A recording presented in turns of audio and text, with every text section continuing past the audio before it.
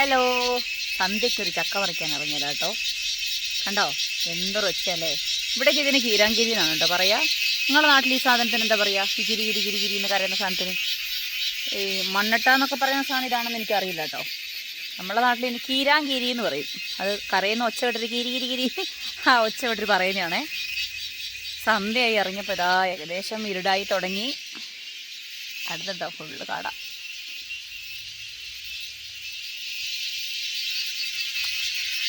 ചക്ക പറിക്കാൻ ഞാൻ താഴേക്ക് പോയില്ല. അവർ ചക്ക പറിച്ചിട്ടുണ്ട്. ഒരുവിധം ചക്കകളെല്ലാം പഴുത്തുപോയി. രാത്രിക്കൊരു ചക്ക തിന്നാനൊരു കൊതി. അങ്ങനെ ഇറങ്ങിയതാ.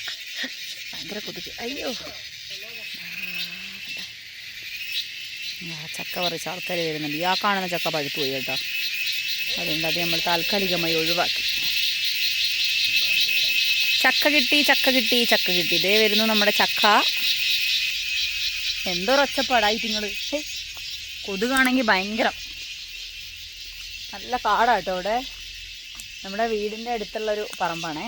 ഇവിടെ അധികം ആൾക്കാരൊന്നും ഇങ്ങനെ ഇതിൻ്റെ ഉടമസ്ഥകളൊന്നും ചക്കയും മാങ്ങിയൊന്നും പറിക്കത്തില്ല. ഇവിടെ ആവശ്യമില്ല, ആരും പറിക്കൂലല്ലോ. അവിടെ ഇങ്ങനെ കിടക്കും. ഓ, എന്തോരൊച്ച ഇതിൻ്റെ.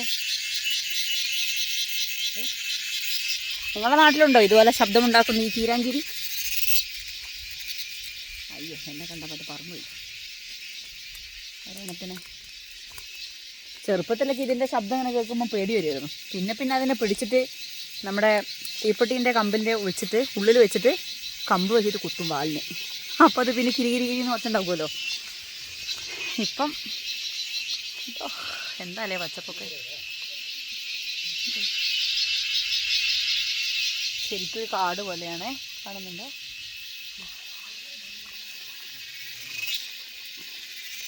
കണ്ടോ, ഇതിങ്ങനെ കാട് പോലുള്ളതുകൊണ്ടാണ് ഇത്രയും ശബ്ദം കേൾക്കുന്നത് കേട്ടോ.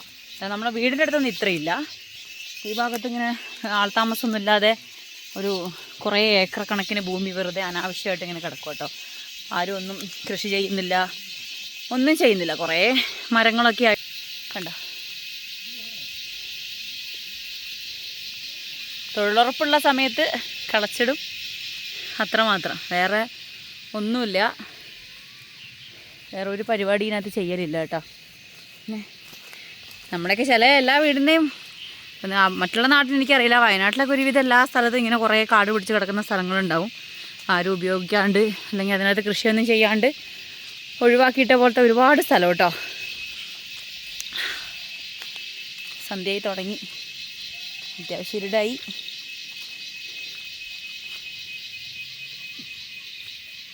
അങ്ങനെ ഇന്ന് ഞങ്ങൾക്ക് രാത്രിയിൽ നല്ല ചക്കപ്പുഴുക്കും ചോറും ഉണക്കമീനുമാണേ.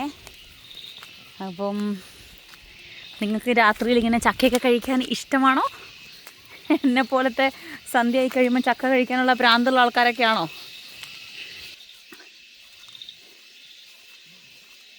പിന്നെ ഇപ്പോൾ വെറുതെ ഞാനൊരു ചക്ക പറിക്കാൻ പോയപ്പം വെറുതെ ഇതിൻ്റെ ശബ്ദം കേട്ടപ്പോൾ വെറുതെ ഒരു വീഡിയോ എടുക്കാമെന്ന് വിചാരിച്ചതാണേ.